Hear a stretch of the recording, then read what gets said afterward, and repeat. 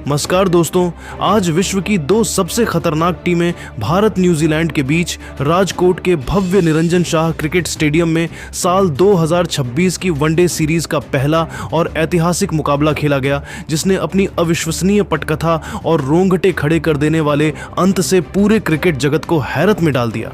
इस high voltage मुकाबले की शुरुआत तब हुई जब भारतीय कप्तान शुभमन गिल ने टॉस जीता और राजकोट की इस सूखी पिच पर न्यूजीलैंड को पहले बल्लेबाजी करने का न्योता दिया, जिसे भारतीय स्पिनरों विशेषकर सर रविंद्र जडेजा ने पूरी तरह सही साबित कर दिखाया। राजकोट के निरंजन शाह स्टेडियम की उस सूखी और कथई रंग की टर्निंग पिच पर जब न्यूजीलैंड की टीम दूसरे वनडे मुकाबले में बल्लेबाजी करने उतरी तो उनके सलामी बल्लेबाजों के चेहरे पर चेपॉक जैसी ही सतर्कता साफ झलक रही थी, क्योंकि यहाँ की मिट्टी स्पिनरों की मददगार मानी जाती है। न्यूजीलैंड की शुरुआत आज बेहद संभलकर और रक्षात्मक रही, जहां डेवन कॉनवे और रचिन रविंद्र ने पहले 5 ओवरों में भारतीय तेज गेंदबाजों मोहम्मद सिराज और प्रसिद्ध कृष्णा की स्विंग होती गेंदों को बहुत ही सम्मान दिया और विकेट बचाकर खेलने की रणनीति अपनाई। लेकिन खेल के 8वें ओवर में गेंदबाजी करने आए मोहम्मद सिराज ने अपनी एक आग उगलती हुई और पिच पर पड़कर तेजी से अंदर की ओर आई। गेंद पर रचिन रविंद्र को अपनी गति से पूरी तरह मात दे दी, जिससे रचिन रविंद्र फ्रंट फुट पर डिफेंस करने के प्रयास में 22 गेंदों पर 15 रन बनाकर आउट हो गए।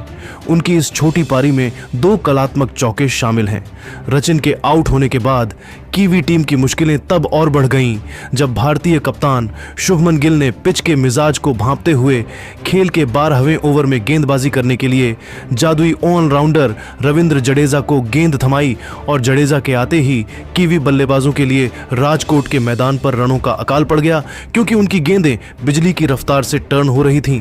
जडेजा ने अपनी जादुई फिरकी का ऐसा मायाजाल बुना कि न्यूजीलैंड के मध्यक्रम की कमर ही टूट गई, जहां उन्होंने पहले से क्रीज पर जमे हुए सलामी बल्लेबाज डेवन कॉनवे को अपनी एक तेजी से घूमती हुई गेंद पर चकमा दिया, जिससे डेवन कॉनवे दबाव हटाने के चक्कर में स्वीप शॉट खेलने के प्रयास में 45 गेंदों पर 32 रन बनाकर आउट हो गए। उनकी पारी में 4 शानदार चौके शामिल हैं।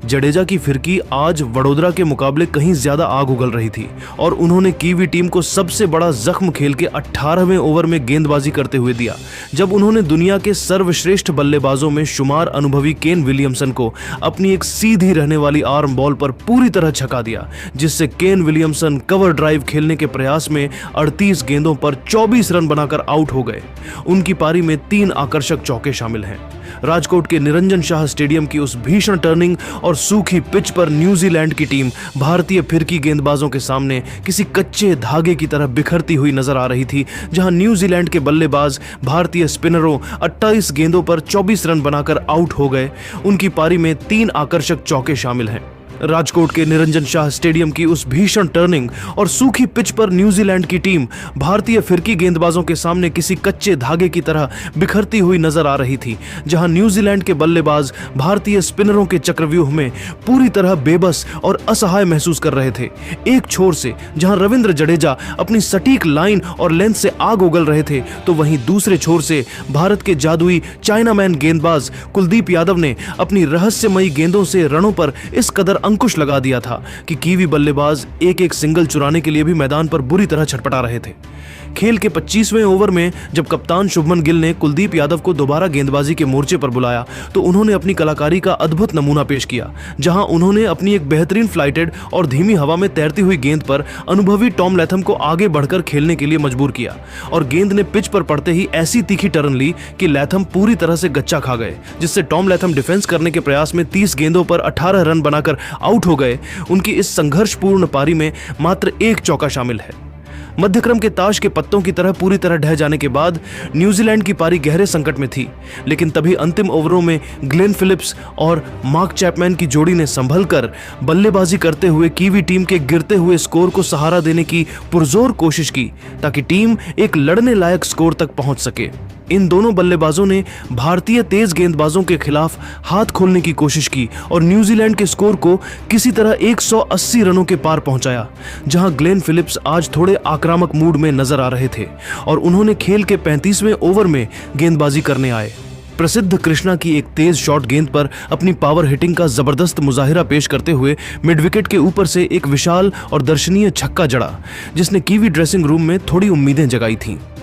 हालांकि ग्लेन फिलिप्स की यह खुशी ज्यादा देर तक टिक नहीं सकी, क्योंकि दूसरे छोर से सर रविंद्र जडेजा अपनी जादुई उंगलियों से कीवी बल्लेबाजों की किस्मत लिख रहे थे और उन्होंने अपनी एक तेज टर्न होती गेंद पर फिलिप्स को बड़ा शॉट खेलने के लिए उकसाया, जिससे ग्लेन फिलिप्स बड़ा हिट लगाने के प्रयास में 42 गेंदों पर 36 रन बनाकर आउट हो गए। उनकी इस संघर्षपूर्ण पारी में 2 शानदार चौके और एक गगनचुंबी छक्का शामिल है। फिलिप्स के आउट होते ही न्यूजीलैंड की सम्मानजनक स्कोर तक पहुंचने की अंतिम उम्मीदें भी लगभग समाप्त हो गई थीं, क्योंकि जडेजा की गेंदें आज पिच से इतनी ज्यादा हरकत कर रही थीं कि नए बल्लेबाजों के लिए क्रीज पर टिकना भी नामुमकिन साबित हो रहा था। न्यूजीलैंड के निचले क्रम के पास जडेजा और कुलदीप की इस घातक जुगलबंदी का कोई तोड़ नहीं था, जिसके कारण राजकोट की यह टर्निंग पिच न्यूजीलैंड के लिए किसी डरावने सपने में तब्दील हो गई, जहां उनके बल्लेबाज स्पिन के इस मायाजाल में पूरी तरह फंसकर रह गए थे।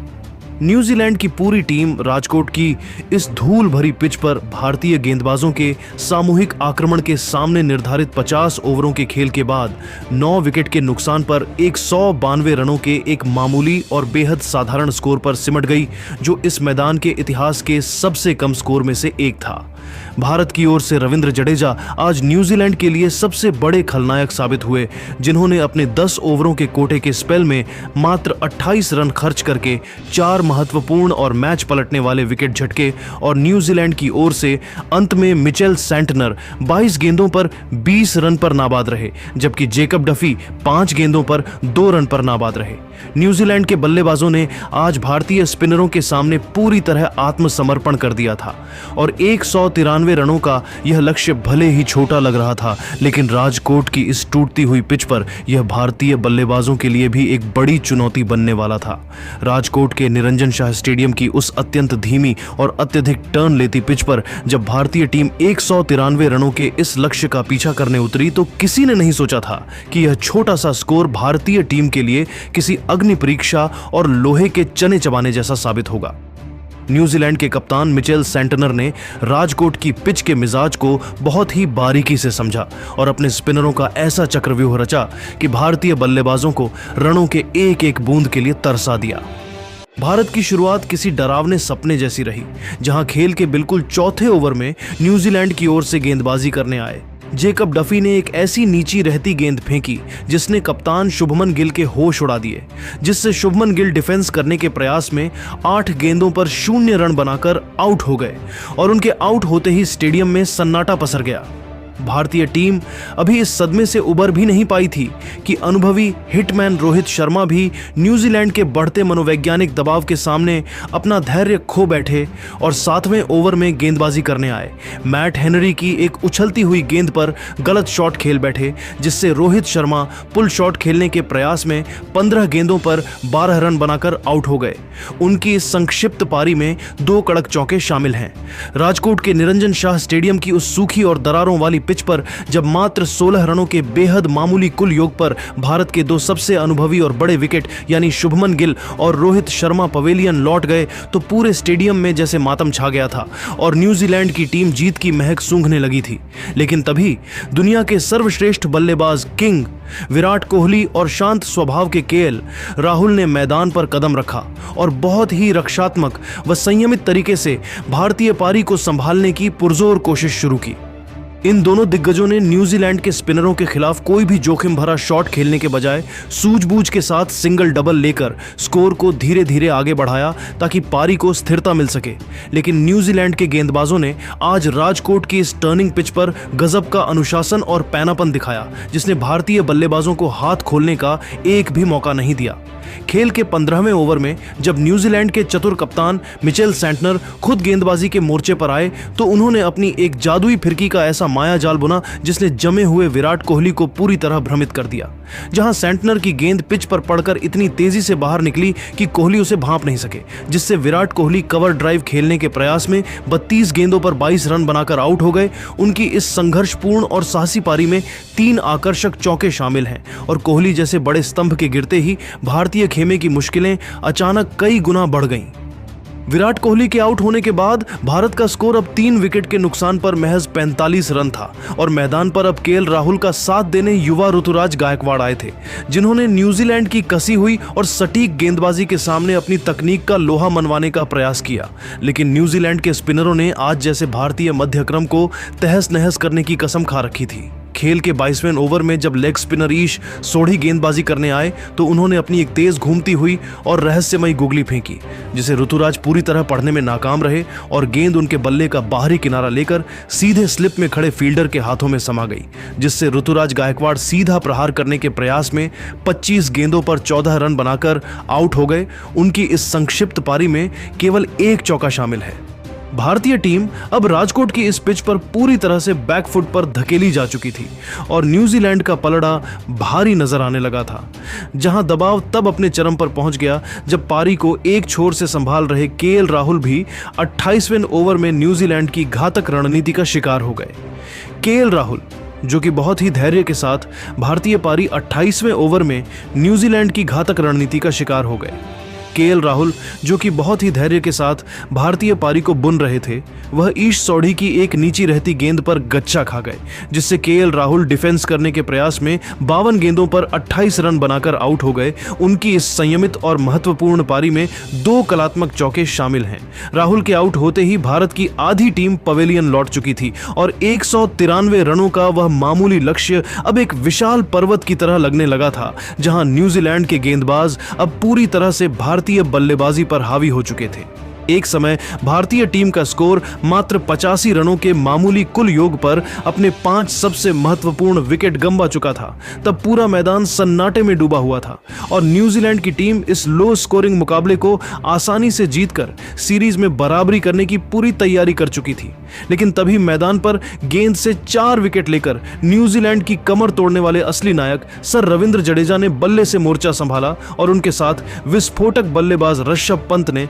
मिलकर न्यूजीलैंड के जबड़े से जीत छीनने की एक ऐतिहासिक और रोंगटे खड़े कर देने वाली प्रक्रिया शुरू की।